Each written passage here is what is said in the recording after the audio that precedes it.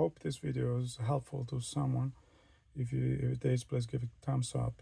So I just want to give you a quick overview and also give some advice for some of the situations that you encounter during the installing of a custom reverse camera. So this is the diagram I've done, and I think it's a pretty good diagram because it's usually online they don't distinguish very well the positive and negative, and this is as simplified as possible. So let me show you. So the bottom line is you only have two wires. They go from your Android head unit to your camera. The camera represented with two boxes here. Anyway, it's a one camera because you have two wires. I put a red and a green wire just to put it, and that's one is the 12-volt line. The 12-volt is the signal line. By the way, I believe possibly some cameras don't even need this, but they can just rely on the video signal. But anyway, in my case, two lines, video, which I believe is like 0.3, 0.4 volt, and the 12 volt. That's it. These two wires should go all the way to the camera. Okay. Then, in the middle of the 12 volt, in reality, in order to power this circuit, we need some power. The power is coming from the reverse light.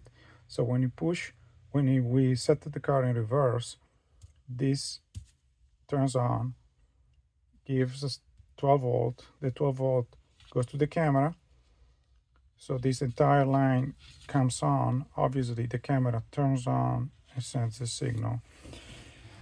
Then, in order to close the circuit, also we need grounds. So we're going to have one ground line here and one ground line for the RCA, which is the video.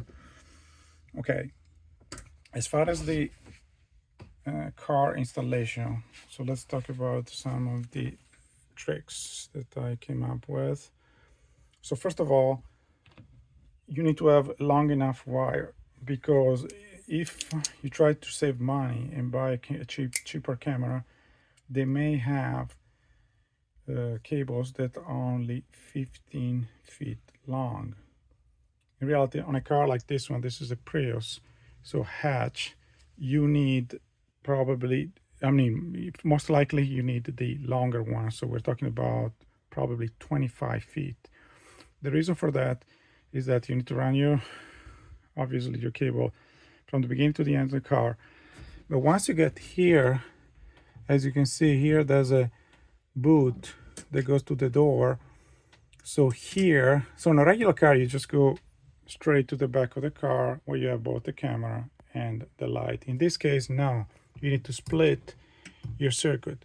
On one side, you go to your reverse light, and on one side, you go to your camera, and you need to keep running. So if you count all this, it probably adds up to over 20, probably 25 feet.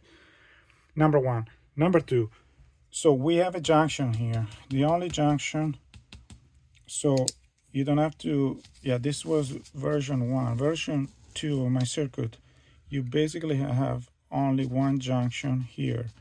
Because this junction, I've done it right here. It looks a bit ugly, but it works.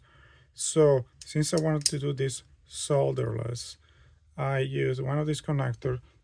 This is a power connector, and basically I have three wires. So you got the 12 volt. This is just the 12 volt line. The 12 volt line, let me show you closer. The three wires go all inside this, one of the two sides of this connector. In reality, obviously, to make something cleaner, you could use some sort of electrical nut or whatever you want to use. The problem with me, my electrical nuts weren't working well with my wiring. So I tried to minimize the use. While I really like this, because with the screw, this is tightened by screw. When you use that, it really works well. It seems very secure. Anyway, then from there, so like I said, you run along your door, and here, these are the four wires we're talking about, and they're all going to the camera. So this one right here. So we have, like we said, we have two grounds and the 12 volt and the green, which is our video. So this is the video side, this is 12 volt obviously. To get our ground, all we need to go is, I went to the closest ground that I have here, which is this one, and that's it for this side of the car. And yes, I just want to add that, so I bought, again, I use the same type of connectors I bought on Amazon. These are connectors you can use, again, you tighten with screws. And by doing that, again, it's pretty tight. What I'm going to do, I'm going to put tape all around it, electrical tape, to make sure nothing goes. Obviously, I'm going to secure all the wires along the car, the original car wires. Then I'm going to put this under the roof, I mean under the, between the ceiling and this let's say ceiling cover, internal ceiling cover. Going to the front of the car, it's pretty simple. The wires come, goes in the back of the car. The only back of the head unit, the only thing I should add, like I said, on the back of the unit you have the green that goes into, and again, an RCA, and I bought RCAs so I could connect my wire to this RCA, and only, like I said, the positive. The ground, you don't need to connect it because the head unit is already grounded on its own. And the interesting thing is the 12 volt. So the 12 volt, we send it to this so-called signal. The signal, depending on your radio, you may need this signal. So the car knows that when it receives the 12 volt, it's time to, I mean the head unit, it's time to switch to the reverse position to show basically the reverse camera. That's all. So if you have questions, feel free to ask me in the comments. And again, pretty straightforward.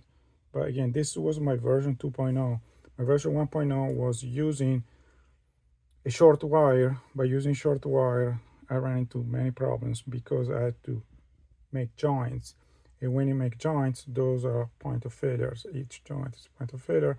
So I had like 1, 2, 3, 4, and then 5 and 6 joints, and that was a total mess. While now running one full wire and using these connectors that are screw tight, everything works at the first try. That's all. Thank you. Bye.